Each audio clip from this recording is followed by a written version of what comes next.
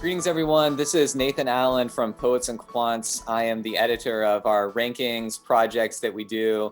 I'm here today because we recently released this morning our online MBA rankings, our fourth annual. And so we're doing a panel with deans and leaders from four of the schools that participated. So I'm going to do a brief intro and then we'll just get right into the questions because we only have about 25 minutes or so. So first from Indiana Kelley, chair of the Kelley Direct program there. That's their online program. Ramesh Venkataraman. I probably butchered that again, even though we went over it beforehand. So please correct that. Welcome, Ramesh. From Carnegie Mellon, Tepper School of Business, we have Cindy McCauley, who's the executive director of online master's programs. Welcome, Cindy. From Villanova School of Business in Philadelphia, the dean of the school, Joyce Russell. Welcome, Joyce. And from North Carolina State University, Steve Allen, who is serving as the interim associate dean of academic programs. So I got through that pretty easily. Welcome, everyone. We'll just get right into it. So obviously we're here today because we just launched this ranking. It's our fourth annual. We try to make it clear in our reporting and writing around the rankings that no ranking is perfect. They all have flaws. One of the reasons why we publish all of the data that we use to create the ranking with the methodology is because we want readers to really get into the methodology and really get into the data that we produce with it, move beyond the ranking. Ramesh, we'll start with you on this one. Indiana Kelley was #1 this year, has been in the top 3 or 4 the past 3 or 4 years, so always up there, very consistent. What should readers be looking beyond these rankings? What are some things they should consider when looking at any ranking, and just your thoughts kind of on rankings in general? Yeah, thanks, Nathan, and thanks for that introduction. We're glad that we are #1 this year, that's we're very proud of that achievement. But I think to answer your question, to me, rankings are a good way for students who are looking for MBA programs. They should consider that as a starting point. So they should look at it as narrowing it down to a certain set of schools, as opposed to, even though we are #1 and I would love everybody to come to our school, to say, hey, they're #1, so I'm going to go to Indiana, because there's a lot of nuanced differences in a lot of the programs. And we're all good schools. We're all top ranked schools. We have great faculty. But the way the program is delivered, the range of electives that you have, the range of specializations you have, there are different nuances. So they should look deeper after they use the rankings as a starting point, as a short list. And we can talk a lot more. I know you have a couple of other follow-up questions on the types of things people should look at. There are a lot of commonalities, but there are a lot of differences in online. I think online is a good example of, if you don't do your research, you might end up going into a program with, either unrealistic expectation or misaligned expectations. Right. Yeah. And we will get to some of those follow-ups soon. And yeah, ranking, it's a number, and there are definitely a lot of nuances and differences to these programs. So Cindy, I'm gonna move to you next at Carnegie Mellon.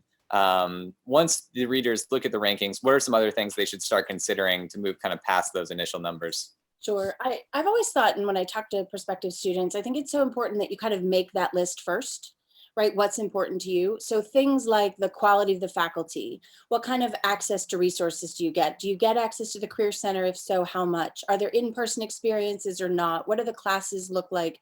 How does that all fit together? And you really need to figure out what is most important to you, and then do your research, as Ramesh said, to measure each program against that. And I think, those are the factors I think that are so important with online MBA programs, because they do vary, but you need to think about what is it that I want in my program, and then see how every program measures up against that.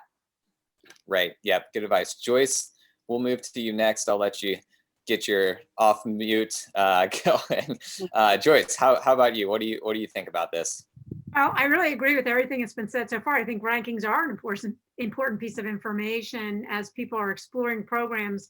And like others, I do think that you should look at other kinds of things, like the general reputation of the faculty. Are they teacher scholars? their experience. I think OMBA candidates typically really are working professionals often who want faculty with work experience. And they are people who really want to be able to pivot in their careers. So I think it's important for them to look for those other kinds of services that can help them, whether those are career services or professional development that can help them make those pivots. Right. Steve, any thoughts to add?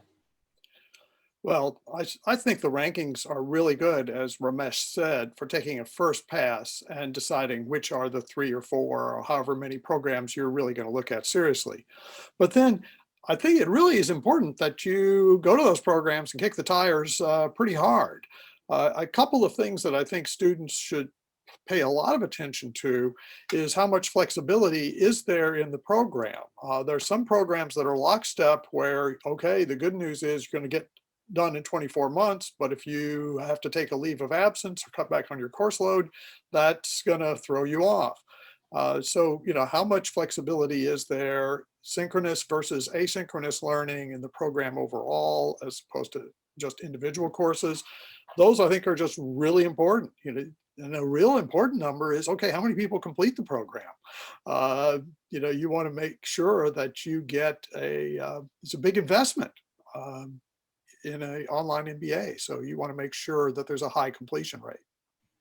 Right. Yeah, good advice. And that's one of the reasons why we build out school profiles each year, is to kind of put that stuff in there, that extra data on school. So I encourage readers that are watching this to click on the school profiles and look at that. So next, I want to start broad and then kind of hone it in on your specific individual programs. But first, let's talk about the online MBA degree in general. It's obviously a very interesting place right now with coronavirus impacting higher education as a whole. What changes, and Cindy, we'll start this with you this time, but what do you think has been the impact on coronavirus, and what's kind of the health of the online MBA degree at this moment in time, and how's that changed any in the past few months or years? Sure, thanks. I think, in my opinion, it's healthier than ever. I think in the pandemic, we've all learned that apparently life goes on if we don't go into an office or into a classroom. And I think people have realized that all of this can actually be really effective. I know what we saw is a fair number of students this year that decided, maybe this wasn't the year to quit their job and go back to school full time. Maybe an online MBA from a really good university might be a better plan. And I think as students are doing it more and more, we're gaining more and more credibility, because there's always the skepticism about an online degree. But then when they actually do it, they're like, wait, this is way better than I thought that it ever could be. And it's actually working really well for my life. So I think in many ways, the pandemic has paved the way for more people to try an online program that might not otherwise have. Yeah. Thanks. And Joyce, we'll move to you next. What are your thoughts on just kind of the current state of the online MBA degree as a whole, and how's that changed recently, if at all? I agree that it's very healthy. I think this is, I know for us and probably everybody on here, I mean, we've had really good, consistent enrollments. And I think that it is a time when people are looking at online degrees during a pandemic a lot more, and saying this is a time that I should invest in my own education. So I think the marketplace has been extremely good for an online MBA, and just looking to see what the different options are for people out there. Right. Steve, let's move to you next. What are your thoughts on the state of the online MBA degree right now? Well, I just echo what Cindy and Joyce have said, and what Ramesh is almost certainly to say. I mean, this has been, our application numbers are through the roof.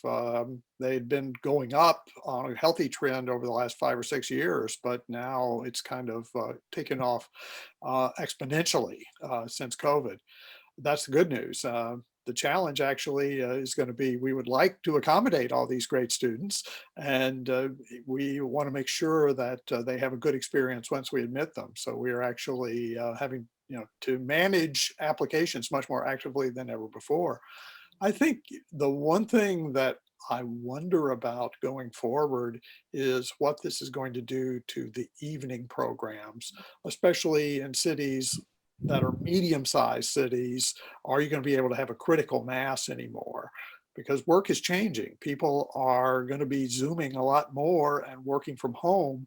So are you going to work at home all day and then drive into the city, take classes there, and then drive home? That's for evening programs in cities that aren't New York or Los Angeles. That's probably going to be a challenge. Yeah, good insights there. So Ramesh, I'm going to ask you to answer that question, but since you're last, I'm going to actually pose another question as well, just in case there's a lot of echoed thoughts. Whenever we spoke about a week or two ago, you talked about how this could potentially crystallize, I think was your exact word, the good programs versus the not so great programs. We've all got really great programs on here, so we're not going to offend anybody on this panel. But I'm wondering if you have any thoughts to the first question, and then if you want to add anything to that kind of theory that you have about crystallizing the good programs and how applicants can notice those good programs. Yeah. So I think Steve was correct. I was going to echo most of the sentiments, and we did have a lot of growth in applications in our program as well.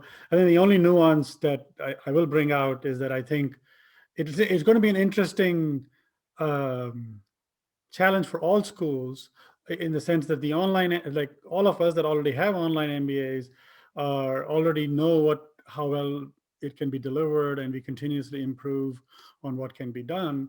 But now that a lot of residential faculty have gotten the taste of teaching online, I think there's going to be two groups of people. Some people who did it really well, and so schools are going to think about, okay, can I actually leverage this to make more things online, especially MBA programs?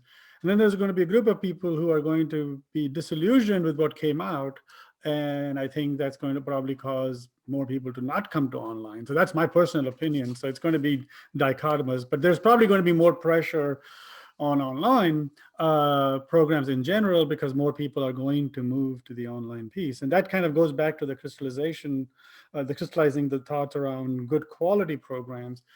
There is an art to teaching online that I think, if I were to just put my hat on as a faculty member, when I go teach a class that's in my area of expertise, yeah, I prepare PowerPoints, etc. But at the end of the day, I can go into a classroom and cover an hour and a quarter, no problem, and the students would know no difference that I was not prepared or I didn't prepare my notes or whatever, right?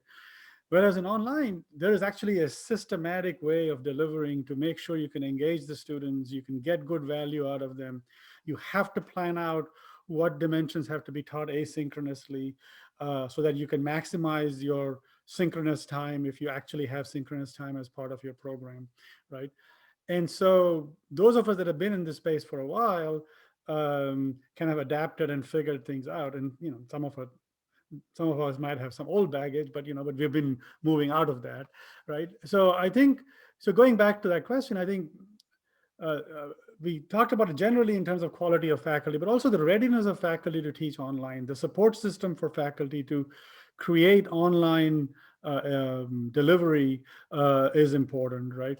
And then from a student perspective, you want to look at, do you get an MBA-like experience? Like, an MBA is not a lecture-oriented degree, right?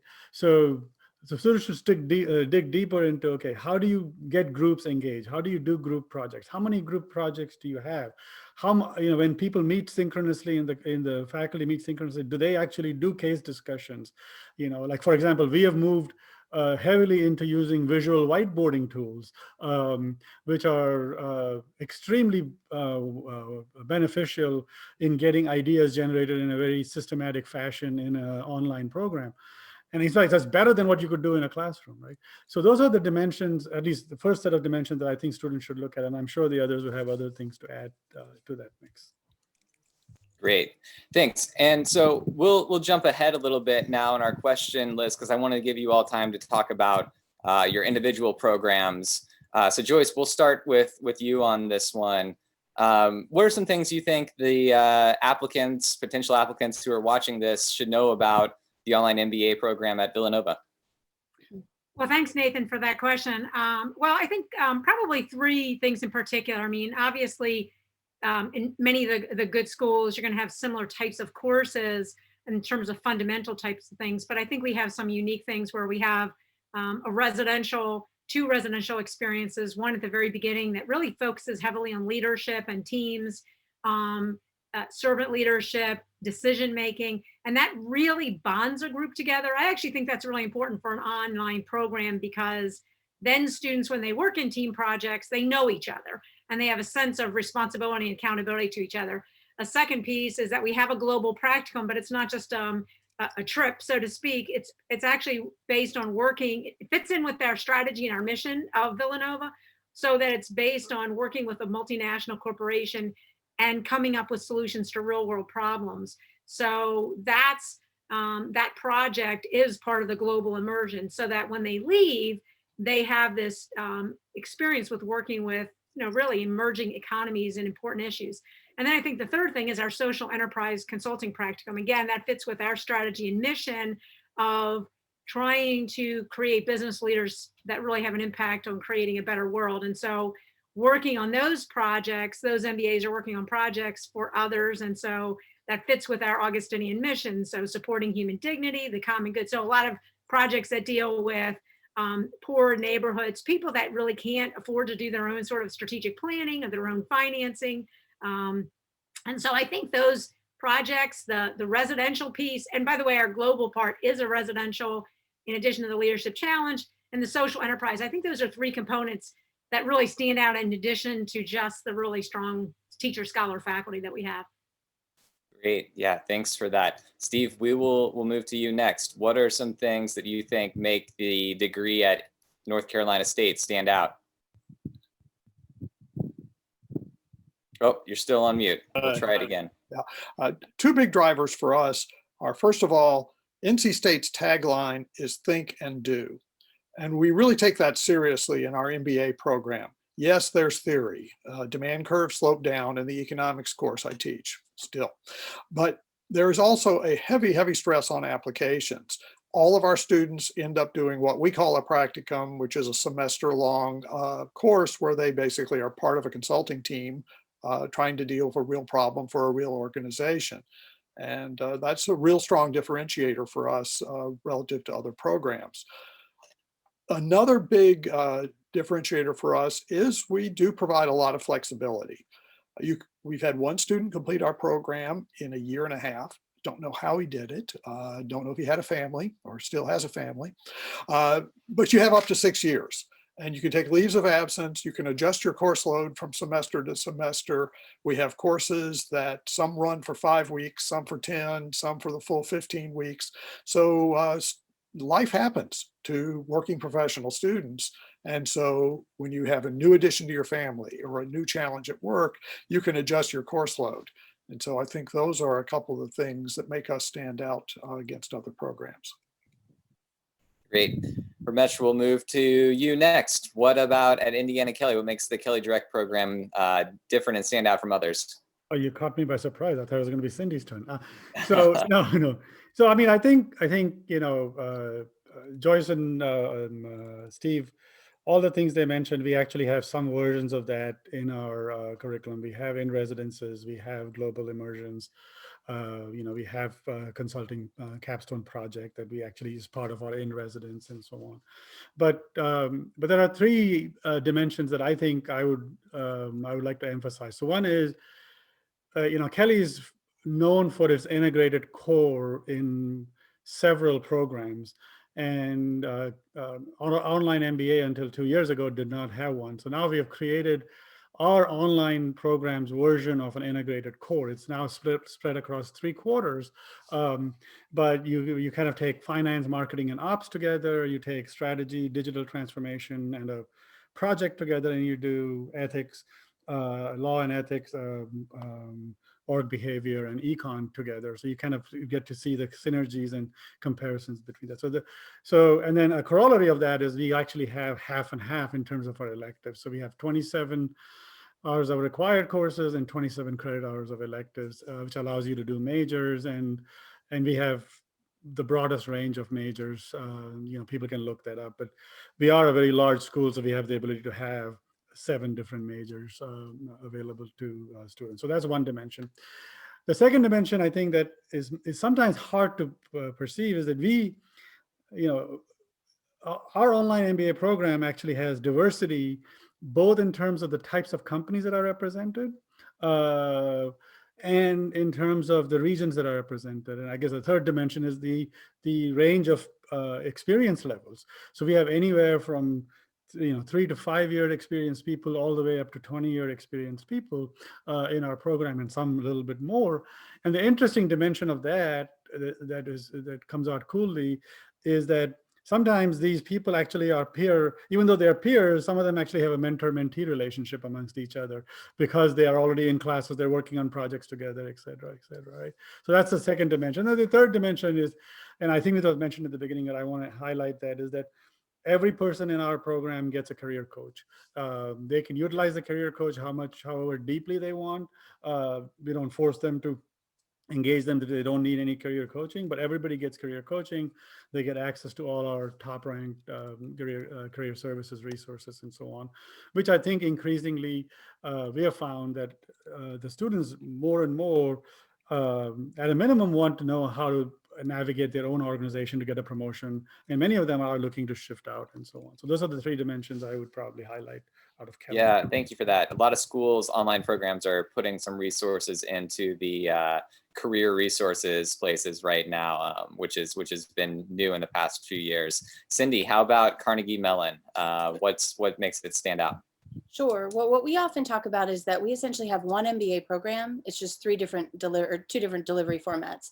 So our online MBA is the exact same curriculum as the full-time program. It's the same analytical rigor that Tepper is kind of known for. It's taught by the same faculty that teach in the full-time program. We often find when we're looking at students who are looking at programs, they're often comparing full-time to us, going, gee, maybe I'll go full-time, but maybe I'll do this because I can get the same kind of experience. In addition, as you mentioned about career, so we've never had a wall or any difference between the career process for full-time and part-time students. Our online students, they have full access to the Career Center. So they can take advantage of everything that a full-time student can, every job posting, every on-campus recruiting event. They are fully, because it's one program, there's nothing that prohibits them from doing that. We also have a leadership center called the Accelerate Leadership Center, where they have access to one-on-one coaching with our in-house coaches to help them develop their leadership skills. But then I think the biggest thing that really sets us apart when it's not coronavirus is we have a lot of in-person experiences. And so, Joyce mentioned how important it is for students to get that component. We actually do 6 a year, which I know sounds like a lot when you're talking about an online program, but our students will say, beyond a shadow of a doubt, favorite part of the program, they get that. We always say it's the best of both worlds. You don't have to quit your job. You can get this program. It's very flexible for you to get it from wherever you live in the country, but you're going to come to campus. You're going to bond with these people. You're going to have these great experiences together, meet the faculty in person. It's a little bit of a different feature of our program, but frankly, the students love it. And it really, I think, makes the hallmark, and they can get that campus experience without adjusting their life too significantly. So they really appreciate that. Great, thanks. So we are about at time. We've got to get everyone out of here, but I'm going to do one final question that's going to put you all on the spot. Steve, you're going to go first. So be prepared. In one word, describe your program, your online MBA degree program at your school. So I'm going to try to delay a little bit more so Steve has some time to collect his thoughts. But in one word, we'll do a rapid fire round and then get out of here. Steve, one word for the online MBA program at NC State. I'm a man of many words. I don't tweet even because 140 characters doesn't work for me. Geez. One or two words, or we can come back to you. We can move to Ramesh. We'll do that. Ramesh, yeah, I'm having trouble coming up with a word that's not a cliche. Cliches are fine too. Yeah, I mean, I would say it's comprehensive and innovative MBA. So okay, comprehensive, innovative. Cindy, how about you? Sure, I'm going to go 2 words too. One is hard, Nathan. One word, that's hard. I'll go kind of curriculum. If I say rigorous, that's kind of what we're known for. That's what we do. And then I'm going to go on the personal side. Like, we know our students, it's a small program. There's a lot of in-person experience. So I'm going to say personal. Okay. Rigorous and personal. Joyce, we will move to you next. Villanova, 1 or 2 words, I guess now, since the rules have been changed a bit. I would say positive impact. students can have a positive impact in terms of using this degree to make a difference in the world and making a change for the betterment. All right, Steve, back to you. What do we got? I'll use a cliche, ROI. All right, ROI. I like it. Leave it at that. Steve, Ramesh, Cindy, Joyce, thanks so much for taking the time to do this. We really appreciate it. It's going to be great for our readers and viewers to see this. Everyone, if you haven't checked out the rankings yet, they are now published online at poetsandquants.com. Fourth annual, 47 schools this year, the most ever, very competitive. All the schools that are represented in this panel are in the top 10 or 15 this year. So again, thanks to everyone for your time and thanks for listening. All right. Thank you. Thank you, Nathan. all. Thank you.